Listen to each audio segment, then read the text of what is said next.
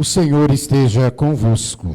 Ele está no meio de nós. Proclamação do Santo Evangelho de nosso Senhor Jesus Cristo, segundo São Mateus. Glória a vós, Senhor. Naquele tempo, disse Jesus a seus discípulos: Se a vossa justiça não for maior que a justiça dos mestres da lei e dos fariseus, vós não entrareis no reino dos céus. Vós ouvistes o que foi dito aos antigos: não matarás. Quem matar será condenado pelo tribunal. Eu, porém, vos digo: todo aquele que se encoleriza com seu irmão será réu em juízo. Quem disser ao seu irmão, patife, será condenado pelo tribunal.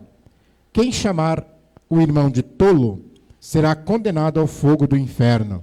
Portanto, quando tu estiveres levando a tua oferta para o altar, e ali te lembrares que teu irmão tem alguma coisa contra ti, deixa a tua oferta ali diante do altar, e vai primeiro reconciliar-se com o teu irmão.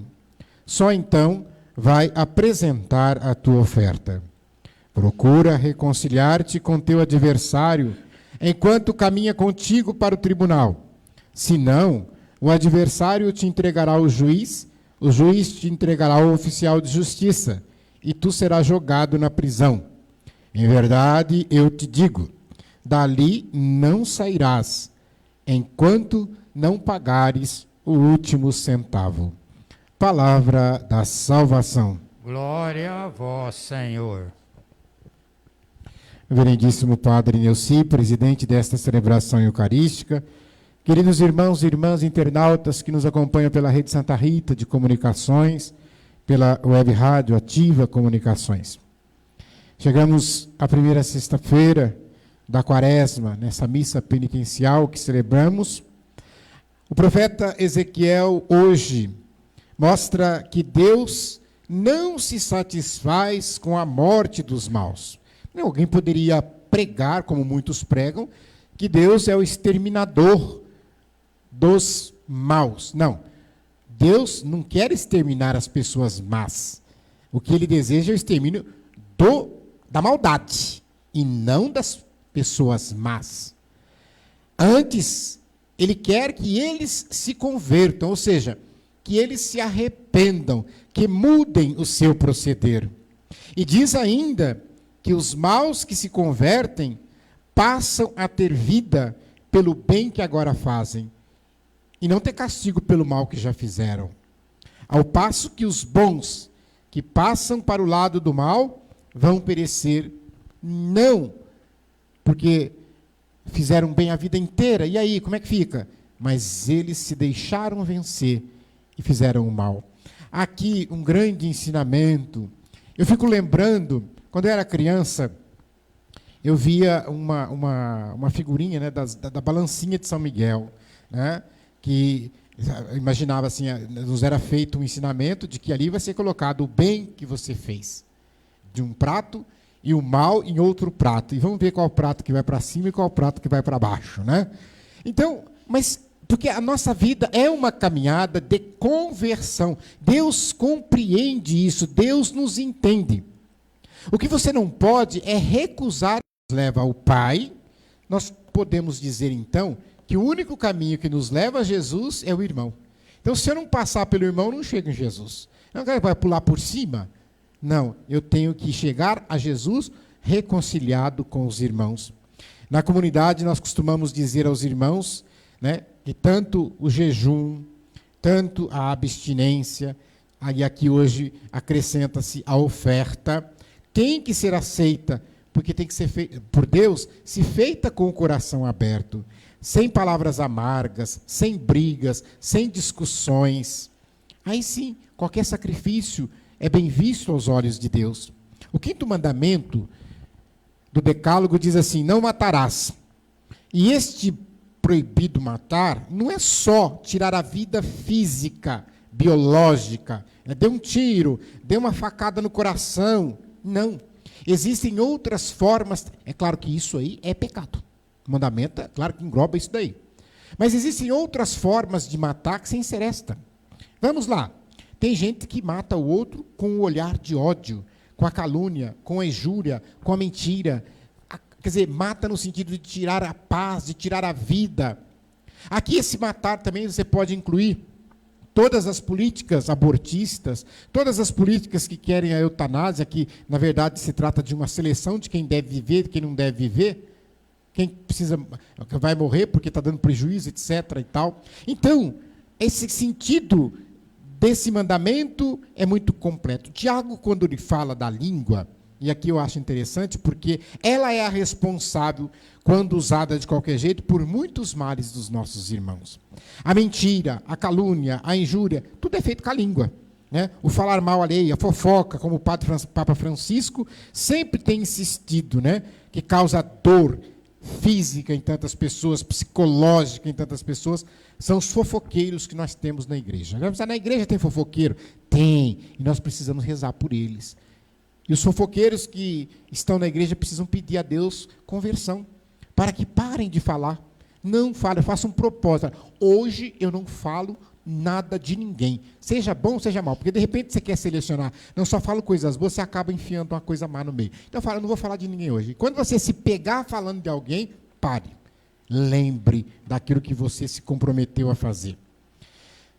É inútil aspirar, viver então a união com o Pai do céu, se nós não fizermos este esforço de reconciliar-nos com o irmão, porque isso é uma condição indispensável. Ao sairmos da igreja, nós devemos viver lá fora aquilo que nós celebramos aqui dentro. E quando nós entramos aqui dentro, nós devemos celebrar aquilo que vivemos lá fora. Então eu pergunto para vocês, vocês que vivem aí fora, o ódio, a briga, a encrenca, foi isso que você celebrou aqui? E quando você vier aqui dentro para celebrar, você vai celebrar o quê? A brigaiada que você aprontou aí fora, a confusão que você arrumou aí fora, as mortes que você causou aí fora, a corrupção que você participou aí fora. É isso que você vem celebrar na igreja? Não. Eu venho celebrar a vida. Eu venho celebrar o amor. Eu venho celebrar a paz. Eu venho celebrar o bem. As amizades que eu tenho. Né? O perdão que nós temos é distribuído por onde passamos, e os pedidos de perdão para as pessoas que nós ofendemos. É isso que a gente vem aqui celebrar. É isso que a gente vem ofertar. Eu acho bonito quando o padre Neuci tem o hábito de fazer isso. Ele sempre fala, coloque no altar de Deus a tua vida, o teu ser, os teus dons. Mas colocar a nossa vida é colocar tudo aquilo que nós somos, tudo aquilo que nós fizemos, tudo aquilo que nós temos. A gente coloca no altar. Significa o quê? Eu estou colocando as minhas dores, as minhas doenças, as minhas alegrias, as minhas esperanças. Eu estou colocando o meu trabalho, eu estou colocando a minha família, os meus filhos, estou colocando tudo no altar. Olha que coisa linda, porque tudo isso é minha vida. A minha vida não sou só eu. O egoísta pensa assim, eu sou só eu. Não. Se essas pessoas que eu falei, os meus filhos, noras, netos, os teus cunhados, cunhadas, seus filhos, se eles não estão bem, você não está bem. Se eles estão bem, você também está bem. Então é por isso que a gente coloca tudo aqui no altar de Deus, com a nossa vida. Depois, se nós formos seriamente prejudicados, que nós aprendamos a orar para que as cicatrizes de recordações dolorosas não nos acompanhem a ponto de nos tornar pessoas amargas. E lembre que bonito salmista, olha só, se Deus levasse em conta os nossos erros, quem ficaria vivo? Quem iria suportar? Ninguém. Ah, se Deus levasse em conta nossas faltas. Mas Ele não leva, Ele esquece. A misericórdia dele, porque o leitor disse aqui, que a justiça de Deus é a misericórdia. E é justamente essa misericórdia que como que encobre a nossa multidão de pecados e faça com que Deus nos trate com carinho. Há uma misericórdia no céu que chega aqui na terra. Então, olha que bonito. É a misericórdia de Deus que é derramada na terra sobre o coração dos homens. O Padre Jonas, em uma de suas pregações, ele diz uma coisa importante para a gente refletir. Ele fala assim, que nós, infelizmente, temos uma dificuldade muito grande de reconhecer os nossos pecados. E então nós acabamos, por não reconhecer os nossos pecados, nós não declaramos os nossos erros, faltando assim a matéria-prima do perdão. O que é? Para eu ser perdoado, eu tenho que apresentar uma falta. Eu tenho que apresentar um pecado para que o sacerdote possa perdoar. Aí tem gente que chega lá e fala, eu não tenho pecado. Mas eu não vou confessar para quê? Eu não fiz nada errado. Quem passa um dia sem errar? Ninguém. Se alguém falar que passou um dia sem cometer um erro, está mentindo. Porque todos os dias a gente comete algum deslize. Seja qual for.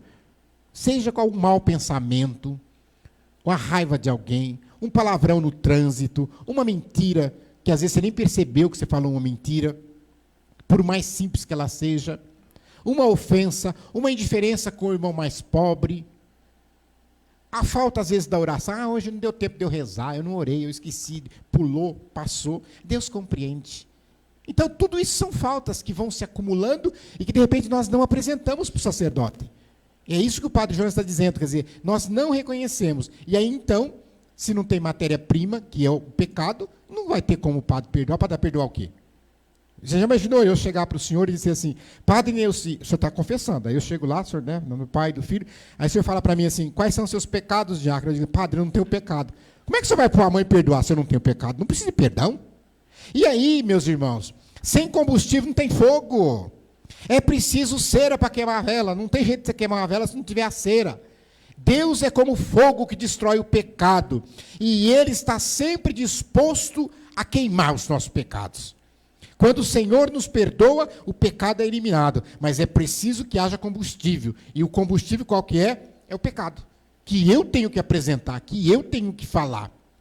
Lembre-se que é a misericórdia que faz com que Deus não desista de você.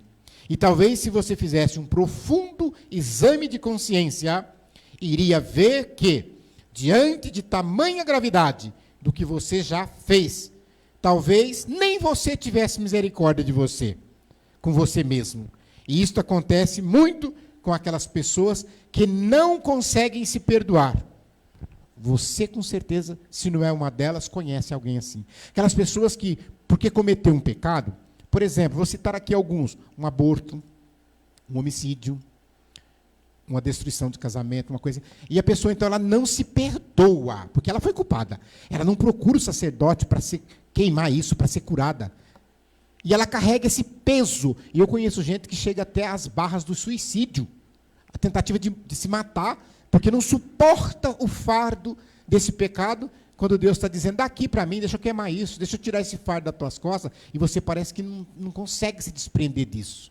Então, a liturgia de hoje nos convida a isso. Porque só para concluir agora, quando ele diz, você está caminhando, então já conversa, já resolve o teu problema antes de chegar diante do juiz. Porque se você não resolve, que chega lá o juiz dá uma sentença, aí não adianta você querer ir contra a sentença do juiz. Mas se você chegasse lá já com um acordo feito com aquele que se ofendeu, com aquele que é, no nosso caso de cristão, que é o perdão, que é desfrutar dessa misericórdia de Deus, principalmente através do sacramento da penitência.